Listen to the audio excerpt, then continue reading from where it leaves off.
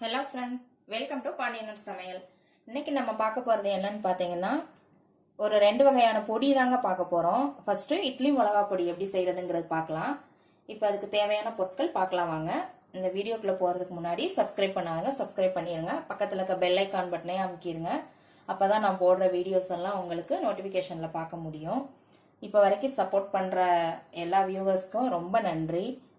இன்னும் மேலும் சப்போர்ட் பண்ணுங்க, உங்க ஃப்ரெண்ட்ஸ் அண்ட் ரிலேஷனுக்கு ஷேர் பண்ணுங்க. இப்போ என்னென்ன பொருட்கள் தேவைன்னு பார்க்கலாம். இட்லி மிளகா பொடிக்கு உளுந்து எடுத்துருக்குறேங்க. நான் கருப்பு உளுந்து எடுத்துருக்கிறேன். இதில் அரைங்க. நீங்கள் வெள்ளை உளுந்த காட்டிலும் இது உடம்புக்கு ரொம்ப நல்லது. இதில் நம்ம இன்னைக்கு செய்யலாம். நீங்கள் கருப்பு உளுந்து வேண்டான்னு நினைக்கிறவங்க வெள்ளை உளுந்தே சேர்த்துக்கலாம். இது நான் 200 கிராம் எடுத்துருக்கிறேன். எந்த கப்புனாலும் கணக்கு வச்சுக்கோங்க. அதில் பாதி 100 கடலைப்பருப்பு, கொஞ்சம் கருவேப்பிலை, ஒரு 20 வரமிளகா, 4 டேபிள் ஸ்பூன் எள்ளு, கருப்பு எள்ளு எடுத்துருக்கிறேன். கல் உப்பு எடுத்துக்கோங்க. பெருங்காயம் 1 ஸ்பூனு. இது பெருங்காய பவுடரு. நீங்கள் கட்டி பெருங்காயம்னா ஒரு துண்டு அளவு எடுத்துக்கோங்க. பூண்டு ஒரு 20 பல் பூண்டு, சின்ன சின்ன பூண்டாக நான் எடுத்துருக்கிறேன். அவ்வளோதான். இப்போ இதை எப்படி ரெடி பண்ணலாங்கிறத பார்க்கலாம் வாங்க. இப்போ ஒரு கடாய் வச்சுக்கிறேங்க. அதில் உளுந்த நம்ம நல்லா செவக்க வறுத்துடலாம்.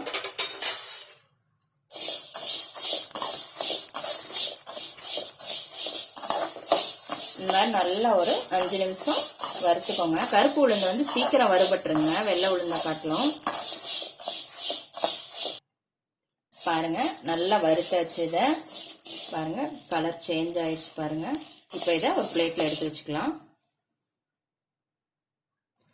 அடுத்து கடலைப்பருப்பை வறுத்துக்கலாம்.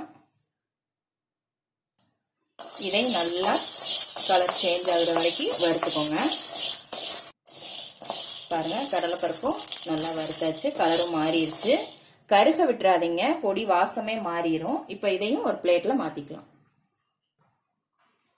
இப்போ எள்ளு கிளீன் பண்ணி வச்சிருக்கிறேன் நான். இதையும் நம்ம வறுத்துக்கலாம். இது லேசா வெடிச்சா போதுங்க, சடச்சடன் வெடிக்கும். அந்த ஸ்டேஜ்ல இறக்கிருங்க. பாருங்க, வெடிக்குது பாருங்க சடச்சடன்னு. இந்த ஸ்டேஜ்ல எடுத்துருங்க. இதை ஒரு பிளேட்ல போட்டு வச்சுக்கலாம். வரமிளகாய், பூண்டு, இது ரெண்டையும் லேசா வறுத்துக்கலாம். இதையும் வறுத்துட்டு வச்சுங்க. இதையும் ஒரு பிளேட்ல மாத்திடலாம். இப்போ கருவேப்பிலைய லேசா வறுத்துக்கோங்க. கருவேப்பிலையும் நல்லா வறுத்தாச்சுங்க. இந்த மாதிரி சலசலன்னு சவுண்டு கேட்குற வரைக்கும் வறுத்துக்கோங்க. இப்போ உப்பு போட்டுக்கலாங்க. இதையும் லேசா வறுத்துக்கலாம். நான் இப்போ கேஸ் ஆஃப் பண்ணிட்டேன். அதையும் பெருங்காயத்தையும் இந்த சூட்லயே லேசா வறுத்துக்கோங்க. கேஸ் ஆஃப் பண்ணதுக்கு அப்புறம் அந்த ஹீட்லயே வறுத்துக்கோங்க. இதையும் இப்ப பிளேட்ல மாத்தி வச்சுக்கலாம். இப்ப பாருங்க, எல்லாமே நல்லா வறுத்து வச்சாச்சு. இது நல்லா ஆறுனதுக்கு அப்புறம் மிக்சியில போட்டு பொடி பண்ணி வச்சுக்கலாம்.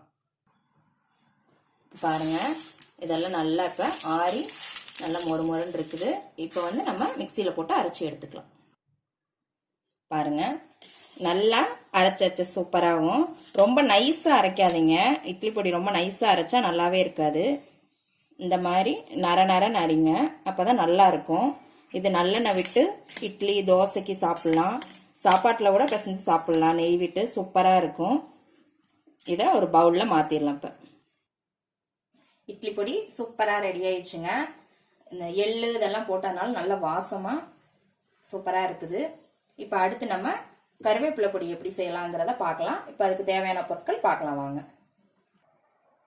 இப்ப கருவேப்பிலை பொடிக்கு தேவையான பொருட்கள் நான் ஒரு கைப்பிடி அளவு எடுத்திருக்கிறேங்க. கருவேப்பிலை நல்லா சுத்தம் பண்ணி வச்சிருக்கிறேன். 4 ஸ்பூன் கருப்பு உளுந்து, நீங்க வெள்ளை உளுந்து கூட சேர்த்துக்கலாம். 2 ஸ்பூன் கடலைப்பருப்பு, சின்ன சைஸ் அளவுக்கு புளி, கருப்பு எள்ளு 1 ஸ்பூனு, நீங்க வெள்ளை எள்ளு கூட சேர்த்துக்கலாம். மல்லி, வரமல்லி 1 ஸ்பூன் எடுத்திருக்கிறேன். இந்த வாசம் பிடிச்சா போடுங்க, பிடிக்கலன்னா வேண்டாங்க. ஆனா அது போட்டா நல்லா இருக்கும், செஞ்சு பாருங்க. 1/2 ஸ்பூன் பெருங்காயத்தூள், உப்பு தேவையான அளவு, வரமிளகாய் ஒரு 10. இப்போ எப்படி ப்ரிப்பேர் பண்ணலாங்கிறத பார்க்கலாம் வாங்க. இப்போ ஒரு கடாய் வச்சிருக்கிறேங்க. அதில் கருப்பு உளுந்து போட்டு நல்லா செவக்க வறுத்துருங்க. இது நல்லா வறுத்தாச்சுங்க. அடுத்து நம்ம இதை ஒரு பிளேட்டில் போட்டு கடலைப்பருப்பை வறுத்துக்கலாம். கடலைப்பருப்பும் நல்லா வறுத்தாச்சுங்க. இப்போ எள்ளு போட்டுக்கலாம். இதே லேசாக வறுத்தெடுத்துக்கோங்க. அடுத்து மல்லி, இதே லேசாக வறுத்துக்கலாம். இப்போ வரமிளகாய், இந்த புளியையும் சேர்த்து லேசாக வறுத்துக்கலாம். இப்போ நம்ம சுத்தம் பண்ணி வச்ச கருவேப்பிலையை நல்லா வறுத்துக்கலாம். இப்போ கருவேப்பிலை நல்லா வறுபட்டுச்சுங்க. இப்போ கேஸ் ஆஃப் பண்ணிடுங்க. இப்போ அந்த ஹீட்லேயே உப்பையும் பெருங்காயத்தையும் வறுத்துக்கோங்க. அவ்வளோதான். இப்போ எல்லாமே ஆறுனதுக்கப்புறம் நம்ம கருவேப்பிலையை போட்டு பவுடர் பண்ணிக்கலாம். பாருங்க, கருவேப்பிலை பொடியும் ரெடி ஆயிடுச்சு. இதையும் இந்த மாதிரி நர நரன்னு அரைச்சிக்கோங்க. கருவேப்பிலை பொடி உடம்புக்கு ரொம்ப நல்லதுங்க. கருவேப்பிலையெல்லாம் நம்ம தாளிச்சு போடும்போது குழந்தைங்கள்லாம் எடுத்து வெளியே போட்டுருவாங்க. இந்த மாதிரி பொடி அரைச்சி கொடுங்க. இட்லி, தோசைக்கு, அப்புறம் வெரைட்டி ரைஸு இதுக்கெல்லாம் நீங்கள் கிளறி கொடுக்கலாம். சூப்பராக இருக்கும். நல்லெண்ணெய் விட்டுக்கலாம், நெய் விட்டும் சாப்பிட்லாம். நல்லா டேஸ்ட்டாக இருக்கும். பாருங்க, இப்போ இட்லி பொடியும் ரெடி ஆயிடுச்சு, கருவேப்பிலை பொடியும் ரெடி ஆயிடுச்சு. ரெண்டுமே சூப்பராக வாசமாக நல்லா இருக்குது. செஞ்சு பாருங்க, உங்களுக்கு ரொம்ப பிடிக்கும். செஞ்சு பார்த்துட்டு எப்படி இருக்குன்னு கமெண்ட்ல போடுங்க. லைக் பண்ணுங்க, ஷேர் பண்ணுங்க, சப்ஸ்கிரைப் பண்ணுங்க. கூடவே பெல் ஐக்கான் பட்டனையும் அமுக்குங்க. நாளைக்கு வேற ஒரு ரெசிபியோட சந்திக்கலாம். அன்போடு சமைத்து ஆனந்தமாய் உண்டு இன்பமாய் வாழுங்கள். வாழ்க வளமுடன்.